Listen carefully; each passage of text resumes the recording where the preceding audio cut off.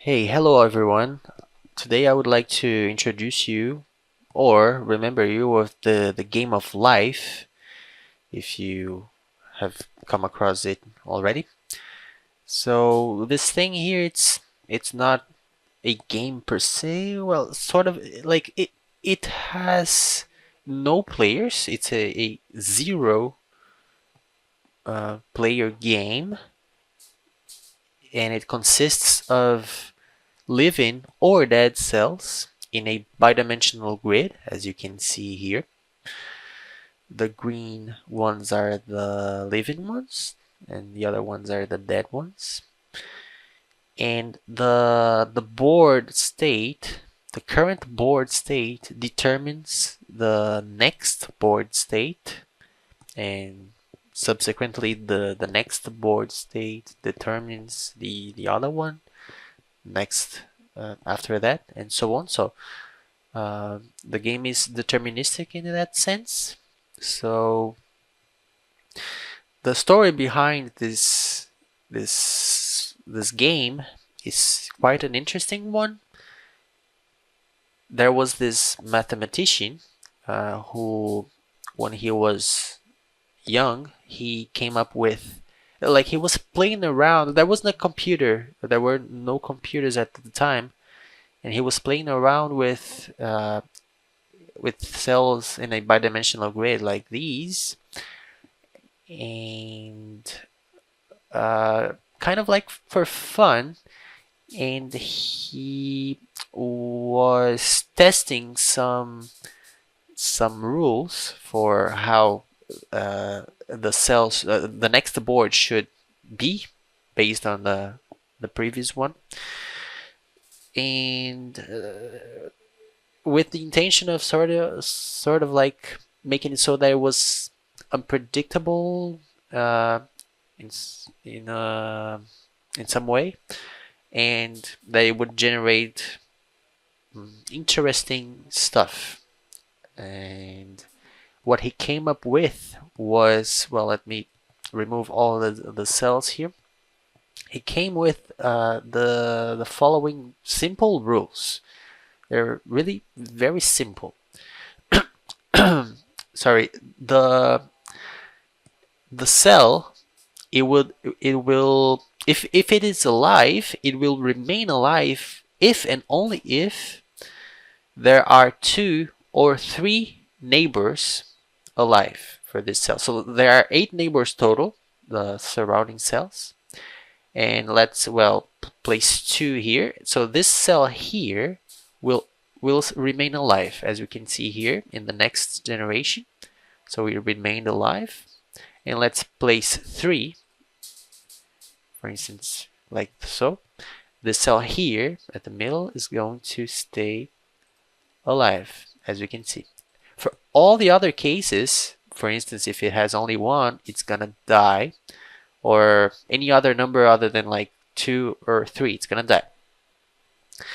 And a cell that is not alive is going to become alive if it has 3 surrounding living cells. So for instance, if we place a configuration like so, this cell here at the middle, it's going to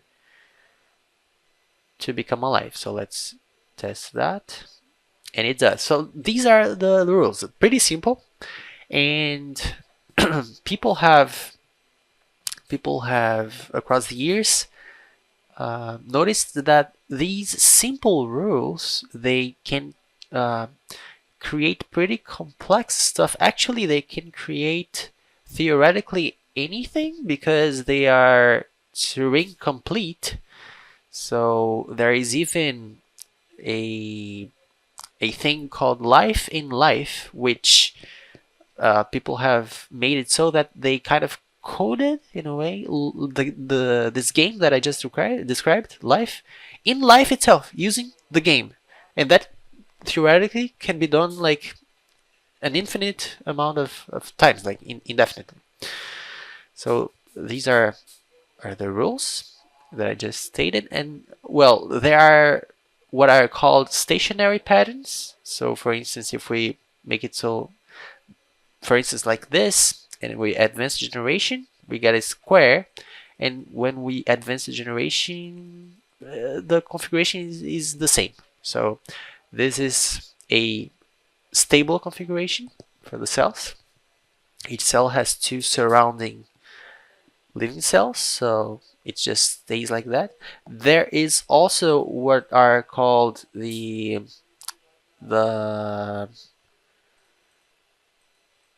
oscillators. So this thing here, for instance, it's going to oscillate in such a way that we see right there,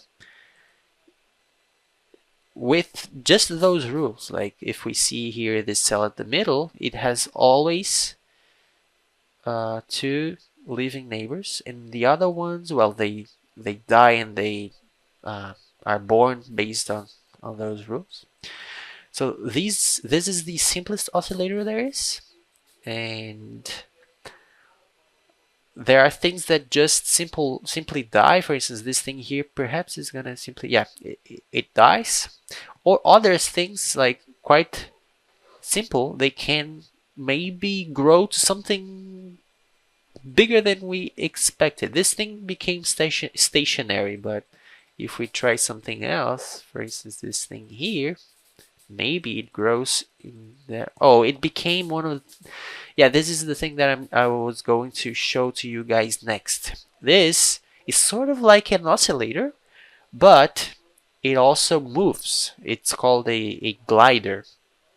So a cool thing about this application that I coded here, by the way, the tech stack that I used here is it's egui, which is a immediate mode GUI library for like graphical user interface library for Rust.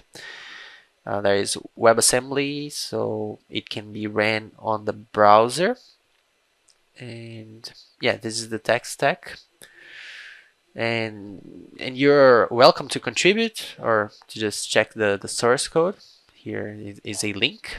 But anyway, there is the glider, and there is this option here that makes it so that sort of like the world is round, in the sense of, well, let me show to you guys. If we have the square here, it's just gonna become stationary, right? So okay, but if we get the square like so, and this is disabled, it's gonna just die because, well, each cell has just one neighbor, so it dies. But if we enable this checkbox here, then the cells at the opposite sides are also considered. So this is the square, basically. It's gonna stay if we advance generation. Or we can lay it like so. It's also a square, so it's gonna stay. Okay, and this makes it so that the gliders can just run indefinitely if we check that. So let's create a glider here. Let me see if I remember. I think it's like that. Yeah, there it is. And it's gonna just die when it reaches, well, it became the square, stationary one. But that's just because this is unchecked. So there were no neighbors considered for this side here. But if we check this and create the glider again, we can see that it's just going to keep moving indefinitely on the field, on the board. There it is. And also we can advance a certain number of generations. So let's advance 100. Let's see. There's the glider. And it just like stays like that forever. It kind of resembles one of those old screensavers, if you ask me. So that's kind of cool. Okay, let me get rid of the glider. And well, there are also other features here that we can kind of play around with and see if we come up with something cool. So there is color control, which is just a aesthetic thing, but let me configure like dead cell as red, living cell as blue. There's none. Living cell as blue, and the border, whatever. Let's use some dark color like that. Okay. Never mind that. So uh, let's make the board bigger. So let's make the cell size smaller here. This is the border size, but let's make it so that it's the minimum one. And let's make more cells. So it's currently 20 by 20. Let's make it maybe, let's see. No, this is too big. An auto fit feature would be cool here, but there is none currently. Again, feel free to contribute. 100, 105 perhaps, a little bit more. Okay, there it is. Now perhaps 90 here, let's see. I think that's fine. Let me just confirm. No, that's not fine. Let me diminish the number. Okay, maybe 75. Okay, there it is. So actually these colors are kind of weird. Let me make it so that it's green again, maybe. No, maybe blue, but not that sort of blue. Maybe like that. And without a border color. So okay, now what we have here is also the ability to randomize the board. So by default it's 30% of probability of a living cell, but we can change it. For instance, if we put 100, of course it's gonna all be alive, and if we advance generation it's gonna die because maximum of neighbors. And if we use something less, then there are gonna be more living cells, and most of them are gonna die since, yeah, all of them dead because they have a lot of neighbors, so they die. If we try less, I think this is gonna have a survival rate, if we can call it like that, a better survival rate. Let's see. Yeah, it just became stationary all of a sudden, and then we can use something less for the living cells. So of course, if we put 0, there are gonna be none. And let's use something like 20. So 1 in each 5 is gonna be living cell on average. Here we can just advance generations to see, and then kind of form clusters soon enough. And if we advance a lot of generations, then it's eventually going to become stationary. And sometimes cool patterns emerge. Sometimes a bigger stationary thing emerges. Let's see if something, but it's rare for that to happen, so I think it's not going to happen anytime soon here. Feel free to play around with these, and I highly recommend again to watch the videos related to this. It's pretty cool. The life in life one primarily. There are others. There are like guns that create those gliders that I showed. Actually, it kind of came out of nowhere in the first time that it appeared here on the board, the glider. And also, of course, there are other gliders. There are things that create gliders. There are things that just become stationary. There are all sorts of things. Let me randomize this again and see if we can come up with something. Again, this is random. Like the initial state is random, but after that, it's pretty deterministic. Actually, not pretty. It's exactly deterministic. Totally deterministic. Yeah, so far, pretty basic stuff, nothing complex so far. But that's basically it. What I wanted to show to you guys. Again, this is. Feel free to suggest features for this or contribute.